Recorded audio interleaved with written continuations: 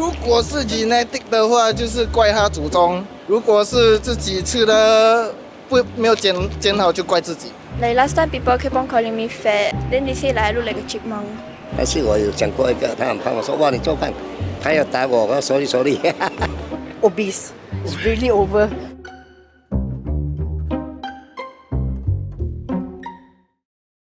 肥胖在亚洲的定义为身体质量指数，也就是 BMI 达到或超过27.5。而根据卫生部发布的2024年全国人口健康调查，新加坡人变胖了。18至74岁的成年新加坡居民中，2023年至2024年的肥胖率比2019年至2020年上升了2.2个百分点，高达12.7%。腰围多少你懂吗？腰围大概是35、34的，34啊。腰围没有去量啊，不敢量啊。I think about 34, 35. No, I forgot 了 ，sorry。要不要量一下？不用，真的要不要？不要啦，不要这样子，不要。When people maybe feel stressed, maybe they eat more. diet 还有 discipline 哦。如果是 genetic 的话，就是怪他祖宗；如果是自己吃的没有煎好，就怪自己。如果说你知道你有高血糖这些，就做应该的对策。就是像我自己妈妈这样，自己有高血糖，就每天跑7公里。I think genetics play a part, some part, but I think discipline plays the most part. 有些是 like stress eating, and then some got like eating disorder also. Sometimes I stress eat also, and then when I was younger, every time I was stressed, I would always like eat cake or like eat chips. Then I got like super fat. No discipline, no? Are there any like social factors or like No. cultural factors? No. I think you just need to be disciplined, no? Personally.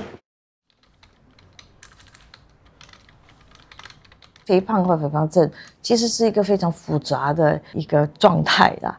那不只是一个人他那贪吃或者懒惰，或者就吃成这样常常这么说。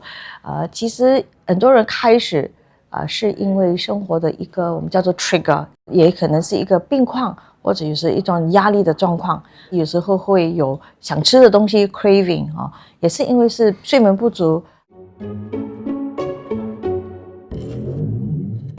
30到39啊。40 to 59. 我是觉得40到74左右，因为就是可能关节比较没有那么灵活了，就起来脚痛，他们就懒惰，就坐着，就不想去运动了。30 to 39.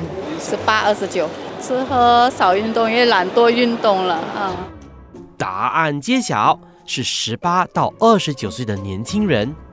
这个年龄层的整体肥胖率从2020年的6.6%飙升到2024年的11.6%。受访医生表示，其中一个原因是年轻人除了正常3餐以外，还爱喝大杯装、高糖的手摇饮料或奶茶，这导致热量摄取严重超标，进而引发体重上升的问题。其实新加坡是一个很方便的地方你可以看到那个 MRT 站很多都是食物然后摊位要节食其实是更困难的一个事情。这个群体可能是也因为我们的儿童肥胖，其实我们本地的研究也显示到，其实一个小孩的饮食习惯在3到6岁固定之后，他们的肥胖率可以影响他们在少年跟他们成年的肥胖几率。年轻人肥胖率增幅最大，30至39岁的国人肥胖率则是最高，整体达到了 14.9%。其中男性肥胖率为 16.5%， 明显高于女性的 13.5%。因为他们工作没有时间去健身还是什么，还有很多压力，所以他们觉得运动健身都不重要。Then 很多做工也很晚睡，会 like increase the chances of obesity. I think cause the age, I think you just care less about what you like eat. Too busy. No like work-life balance 在新加坡，处处都是美食诱惑。我们咨询医生后，挑选出6道常见的本地美食。鱼片米粉汤、马来鸡汤面、云吞面汤、lontong、鱼丸面汤及羊肉汤。你们觉得哪道最健康？哪道吃了容易胖呢？健康我看应该是鱼汤啦。Sliced fish. Sliced fish, bee hoon soup, no milk. Then you see got veggie. 因为你生病的 first mind 就是吃这个。啊，confirm 生病吃健康。对对对。云吞面汤。 Most unhealthy sodium. Mee soto. You change mee soto. Lontong. I think the soup kambing mutton Kambing. soup.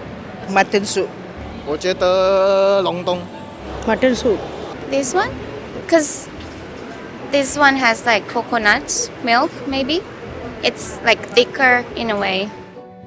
许多人以为吃了容易发胖的羊肉汤，其实最健康，热量只有211千卡。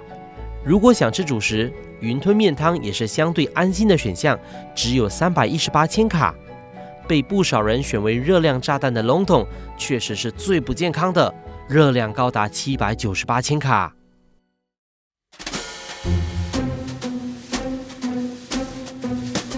Like last time, people keep on calling me fat, and then people were like, I don't think even the the strongest man could carry her. Then they say like I look like a chipmunk. 我们班上有一个同学，男同学，他是有点比较大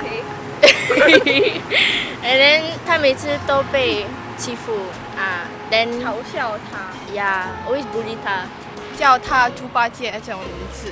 有些时候他们会因为讲他太多，他会哭，因为有压力。但是我有讲过一个，他很胖，我说哇你做饭，他要打我，我说手里，因为你可能这样你伤到他的心嘛。其实肥胖跟抑郁症或者心理病是那种双方面的关联呐。当一个人在有精神病的时候，或者在治疗当中他们很容易增重，他们的那种心理的状态是不善于去照顾自己。治疗精神病的药物也许很多时候会造成食欲增加或者新陈代谢慢下。肥胖或者超重不是一个失败也不要用这个来平衡自己的价值。即使一个人在已经有超重的话能够保持体重不增加，或者只是减大概3到5%的体重，其实对身体是已经有益处了，就是预防以后的那种与肥胖有关的疾病也是很有效的。